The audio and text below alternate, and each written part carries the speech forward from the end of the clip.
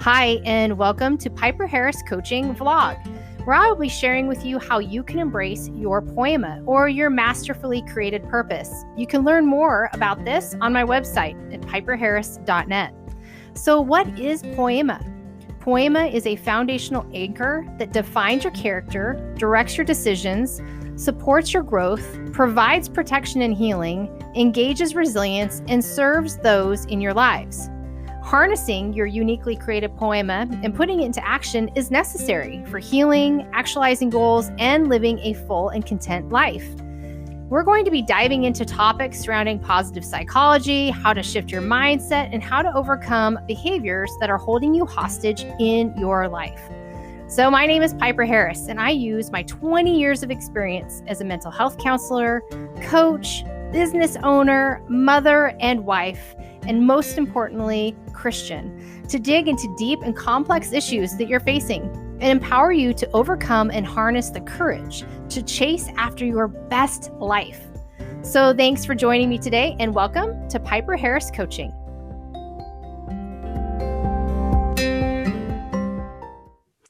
Hey, everybody, and welcome to my newest vlog. If you've been following me for a while, I do a lot of videos, or I have in the past, and I've gotten away from it a bit. And in a conversation with my husband, I told him that I had felt the need to share something the other day with clients, with people on my newsletter, but I was struggling with the writing of it. And I think a lot of it is that I'm in school and I'm constantly writing anyway, but he reminded me that that's not my strong suit. Not that I don't enjoy writing, but it's just not the thing that I love to do all the time. So I welcome you. Thank you so much for joining me. And if you're listening to this on my podcast, thank you for joining me. So in the last, couple weeks, I would say, I have had sort of epiphany of sorts. And I think the biggest reason is based on what's happening in our world. And you'd have to be living under a rock to see what is going on in society. And I am seeing complete chaos. I'm seeing there's just divisiveness and pain, all of these things that are going on. And as a coach and soon to be counselor, I'm also seeing my clients kind of in the middle of this stuff that's going on. And so I've just had some real change of heart with a lot of my approach. So a lot of you know that my belief system, my spirituality, my faith is Christianity, evangelical Christianity. And over the years, I have never wanted someone to feel they weren't welcome or safe with me. So I've shared my faith with clients and I've asked permission for those things, but I've never been incredibly open because of my fear of upsetting someone or whatever could possibly happen. All those what ifs were running through my mind. And I have to be really honest. I sent an email out to my newsletter list and I said, listen, some of you are going to stop talking to me and some of you are going to stop following me, and that's completely okay. But I'm to the point now that I believe this mess that our world is in, the answer is Jesus Christ, period. Now, the caveat being that I also believe in my work. I also believe I've been called to this work as a coach and soon to be counselor, and that it has been God-given to me, and that combination of understanding who Christ is, who he is for your life, and having someone like myself who has the education and the expertise to help you walk through things, but I also have that anchor, and it really allows for full healing. And as I said to my clientele this weekend, I said, I can't bring 100% healing. In fact, that's your job when you come to work with me. But I also believe that there's only so far I can get you. But I do believe that combination of bringing faith into it can get you where you need so that you can get over those mountains that seem are unsurmountable with whatever you're facing. So today I wanted to talk about positive reframing. So positive reframing has been around for a very long time. It's an old cognitive behavioral technique. And I think a lot of times people think about positive reframing kind of like those cheesy, I'm going to stand in the mirror and tell myself I love myself. And people just see it as this real cheesy thing that really doesn't take place. That, I've had clients say to me, I don't do the positive reframing or the positive affirmations. There's no meat to it, because here's the thing. If you're just telling yourself positive affirmations, if you're just saying positive affirmations, but you don't truly, deeply, intrinsically believe them about yourselves, these words are false. They're not going to land. They're not going to make a difference in your mental health. They're not going to make a difference in your cognitions, the way you're thinking, the way you're feeling, and the way that you're acting, because you're just saying surface things. And I think that's a lot of people we're searching, aren't we? We're searching for things that are going to make us feel better. And it's these little band-aids. So a lot of self-help books, they're wonderful, but they sit at that surface level. And I think that positive reframing gets a bad rap. It gets a bad rap because people see it as just this positive affirmation thing, and it's completely different. So this weekend, I was in church with my family, and my pastor, if you want to go check it out, it's Fellowship Bible Church in Roswell, Georgia. Our pastor was talking about this situation that took place. And it was about Peter. If you know anything about the scriptures, Peter was one of Jesus's followers, apostles, and Peter was the one that denied Christ 3 times before Jesus was crucified. And he was like Jesus's main man, right-hand man. And so it was pretty awful for him to deny him. And it came from a place of fear, because Jesus had been taken by the Romans and they were going to crucify him. And Peter was afraid. He just was. And so not a bad part of his history, right? So as the story goes, Jesus is crucified, and then 3 days later, he is risen again. He's resurrected. That is the core foundation of the Christian faith, that none of us can live a life that are full of abundance without accepting this full forgiveness that's given to us freely. We just have to say, hey, I believe in Jesus. So what happens is after Jesus resurrects and he comes back and he sits down with Peter. And it was so cool as I was thinking about today and thinking about my pastor's sermon. He talked about how what Christ did is, rather than focus on Peter denying him 3 times, Jesus asked him 3 times, do you love me? Do you love me? Do you love me? Jesus did not choose to focus on the really crappy thing that Peter did. He chose to say, do you love me? It's okay. We're moving past this. Do you love me? And Peter just broke down and said, you know who I am. You know I do, but you know I totally screwed up. And so there was this great shame and pain that Peter felt in that moment. Yet Jesus was like, let's not talk about it. Do you love me?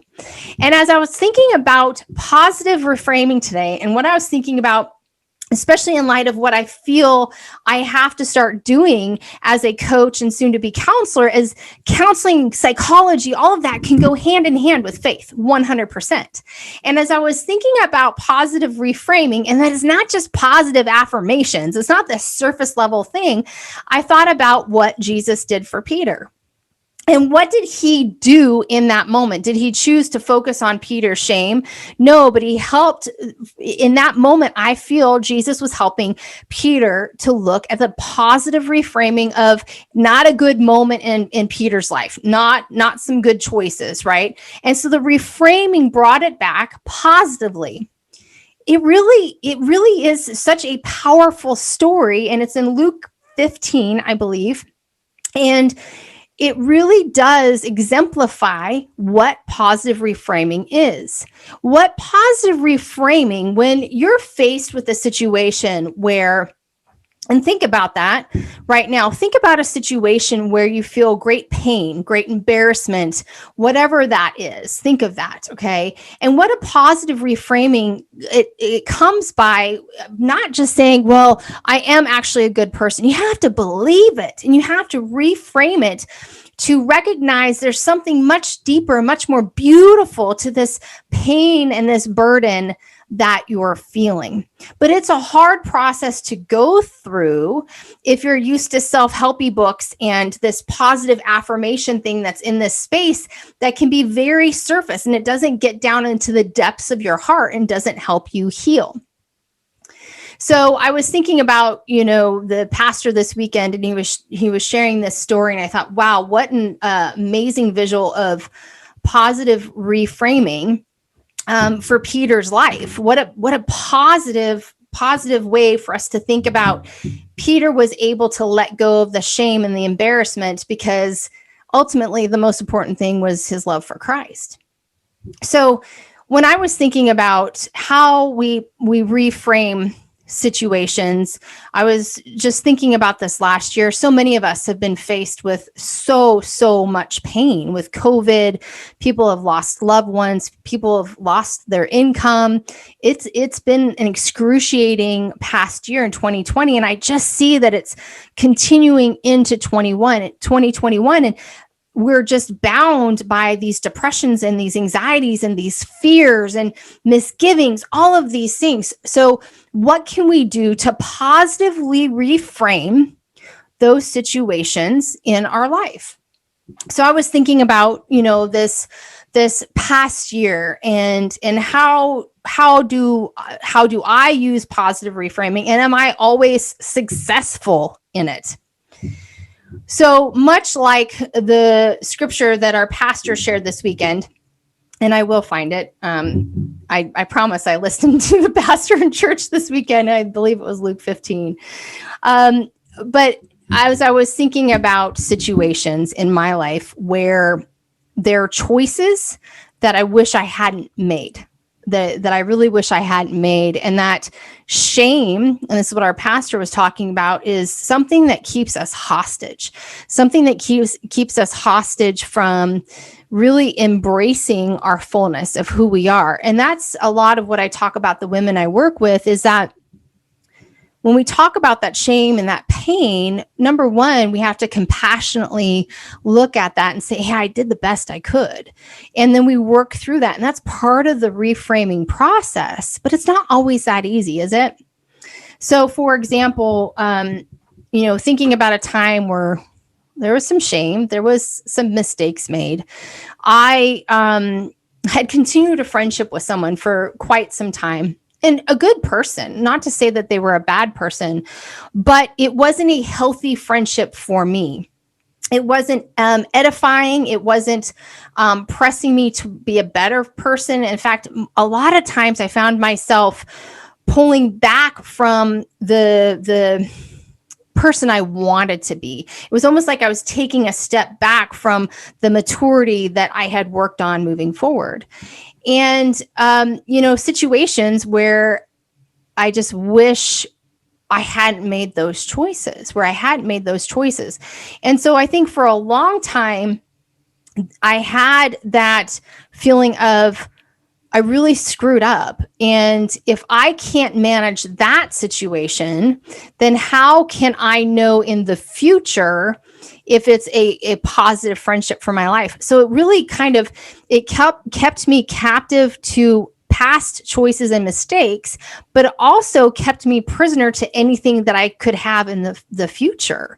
It was just this awful thought. And I wonder if you all have that. If you have something that keeps you rooted in the past, but it paralyzes you from moving forward in the future. Do you all have that? Surely I'm not the only one. And what I was thinking about in that the positive reframing that has to take place is, one, it can't be just these affirmations. I have to believe it in my soul that the choices I made were, number one, the best I could do at the time. But there was a beautiful choice. There was a beautiful thing going on behind the choice that had me continue to go through. And this is something that I work with my clients. So with this example, if I were speaking to myself, I'd say, well, explain to me, what's this feeling you have? And so I would say something like, I have real regret and shame for some of the choices I made. And I wish I hadn't continued for so long. And it's just, I'm embarrassed. And I feel like I wasn't a positive reflection of who I want to be, and obviously for my faith. And I just don't know. And I don't know if I'm smart enough to move forward with other friendships and not cross that line and feel less than. So if I said that to a therapist working through this, my next question would be, okay, well, it sounds like there was some shame and some regret involved, and that you really wish you hadn't made those mistakes. So why don't you tell me why you kept doing them? Well, if someone asked you that question, wouldn't that make you feel worse? Right?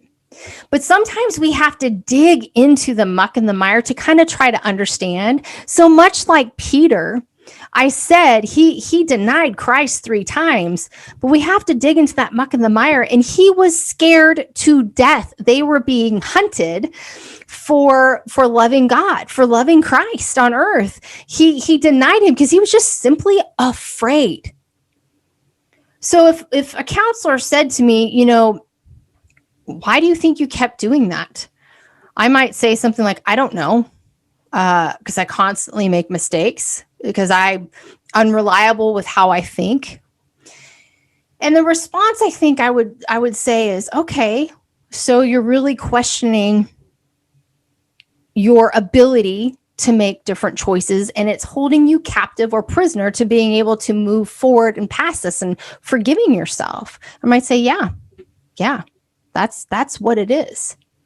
And the next question that's part of this positive reframing process is, okay, but what are the good reasons you stayed in that friendship? What are they?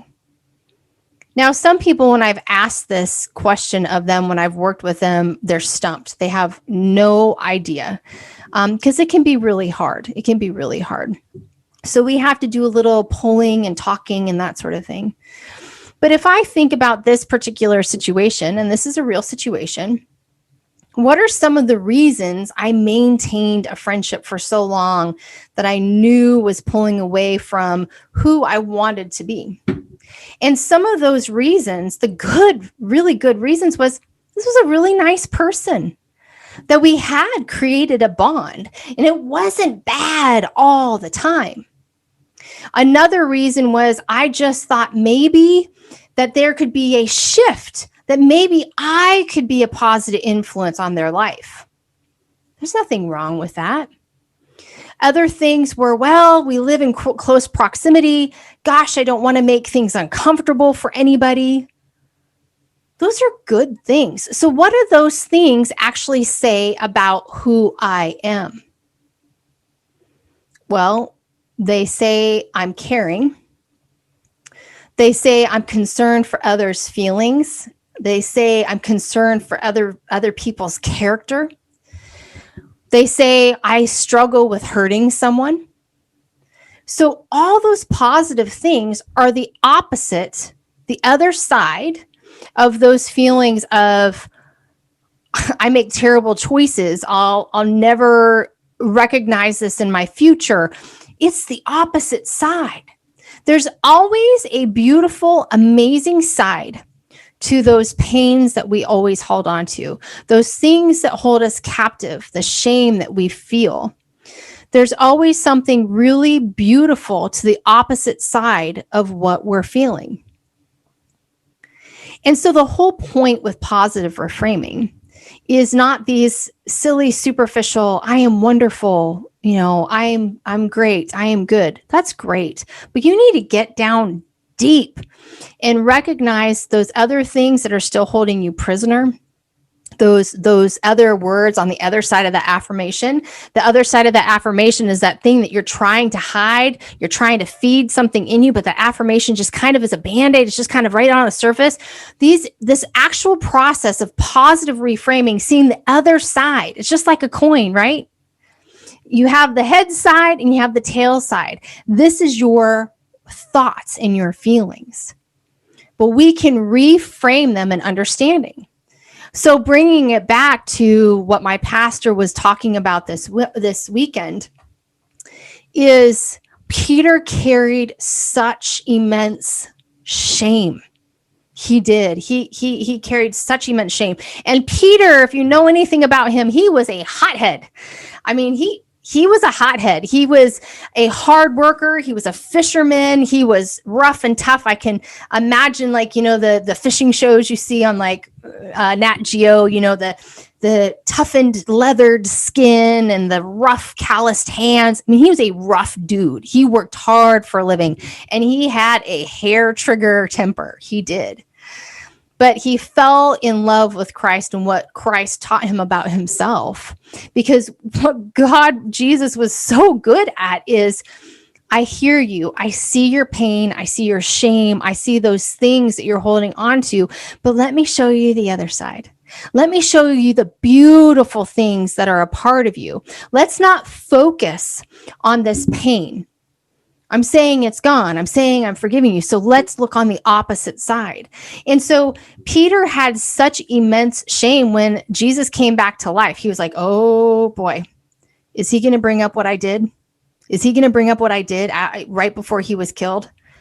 Because that was like a really bad moment in my life. And I just am having such a hard time looking in his face because I do love him. And I screwed up. And what Christ decided to do was he decided to say, hey, I know what you did. I know what you did. But what's the other beautiful side? Yeah, you were afraid. But why were you afraid? Because you had been following me and loving me the whole time. So when you consider positive reframing, it needs to go deeper, so much deeper. Because listen, the way you think, not just the thoughts, the positive affirmations that you kind of sprinkle on top, the way you think emotes an emotion and creates a feeling and creates an action. So if the only thing that you're telling yourself is, I'm always going to fail, I'm never worthy, I'll never overcome this, what are your feelings going to be? What is that emotion that's going to come up? And how are you going to act? So the point of positive reframing is to say, okay, here's this really painful emotion that I have, or this painful memory, or something that I'm just really not proud of. And to go through this process of saying, well, okay, why did I do that? Why did I keep doing that? Okay, well, what could be the beautiful part of this? What is it? Because had I been able to sit down with Peter and said to him, so what's the beautiful thing about you denying Christ? He would look at me like I was a crazy person. He would look at me and say, Piper, what you just said is just as bad as what I did. But then I say, wait.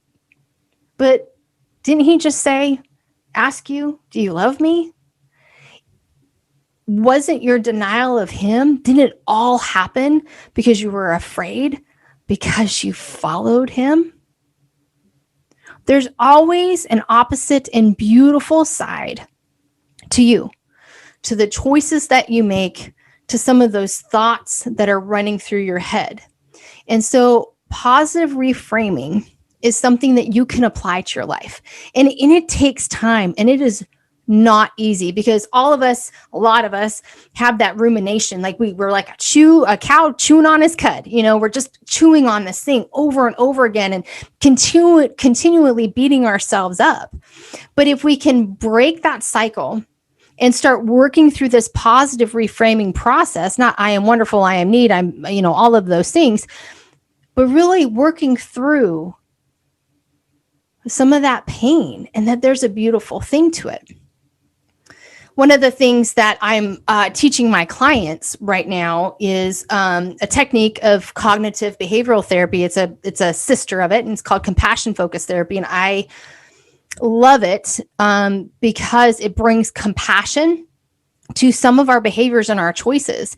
And so many times we are so used to beating ourselves up, and our practices so many times are learned safety strategies. So I think about Peter. He was a hair trigger temper. He just said stuff. He didn't really think before he spoke. He was just very passionate.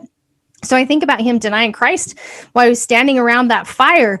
And I think that was his strategy, right? In life, his strategy in life was right then and there. Like, he just went for it. He just said whatever. There wasn't much of a filter going on, slowing him down. And I think that was something that he learned. He learned to be strong and to the point and firm. And he just didn't really think a lot. He was known to be that man. So this was something that he learned. Excuse me, I have to take a drink of water. So this is something that he had learned throughout his life, and it followed him, right? So these learned strategies, I talk with my clients about that. These learned strategies, they're not necessarily bad, but they can create, bad feelings, bad actions, all of those things. So we dig into these learned strategies, these things that have followed us our whole life, bring compassion to it and understanding to it, understanding in a positive, beautiful way that maybe our choices might be looking ugly these days, but there's something beautiful. There's a reason that you chose it. And we just bring it back around to understanding, compassionately looking at ourselves and saying, okay, yeah, am I really that terrible of a person? Or was I doing something that I've learned and that really was positive? There's some beautiful things to it. And so many times I'll ask, clients, well, would you take away this pain? 100%. If you could erase your pain, would you get rid of it 100%? And I guarantee you, if I were to ask Peter, if I could take away that shame and that pain and that embarrassment of you denying Christ, would you take it away? And if I'd gone through this whole positive reframing process with him, you know what I think he'd say? I think he'd say, it grieved me that I did that.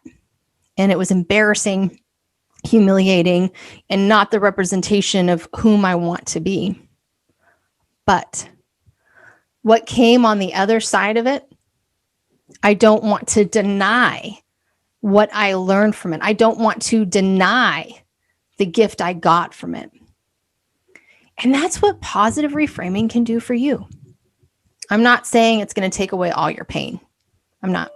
And I'm not going to say that it's going to take all your shame and guilt away. It's not. But it is a tool in my toolbox for myself and for my clients that helps us to find the beautiful things that are in the pain and allows us to look back and say, gosh, maybe I wouldn't take that away. Maybe it's okay that that did happen. So going back to my own example, I think about that a lot. I do, and how I could have managed things differently. Would I never have had that friendship? No, never. Because that friendship was really wonderful and beautiful. It taught me a lot about how to be a good friend. It taught me a lot of loving people that are different than you. It taught me a lot of things. Would I get rid of it entirely? Nope. I learned a lot of good things. Was it painful? Was there shame and guilt that I used to attach to it? Sure. But would I erase it from my entirety of my history? Never in a million years. Never. So that is the end. The very end. Thank you for joining me today. Again, this is something new. If you are new to me, head on over to piperharris.net and then you'll see /vlog. So you'll have these videos here. I'm starting to load these up. And if you're not aware of my Piper Harris Coaching podcast, you can listen to that on Anchor, on Spotify, and Apple iTunes. So make sure you check in on that there. So I would love to hear from you. I want to hear what you thought about this. And listen, you're going to hear more about my faith, because I believe with all of my heart that this world is an absolute mess. And I believe I am placed on this earth to work with individuals like you. But I also believe the true healing that everybody needs to find is found in Jesus Christ. It just is. So you're going to hear a lot more of that. Counseling, psychology, and Christ, they can go hand in hand. Thanks again for joining me today, and I will see you another time.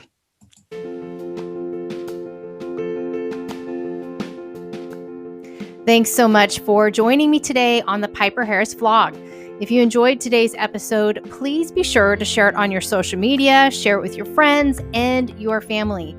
And listen, if something really stirred in your heart, please reach out to me. Send me a message. Head on over to piperharris.net where you can find a simple contact form. There is no spam. And let's set some time up so we can talk about how you can find your poema and harness it for healing and vitality in your life.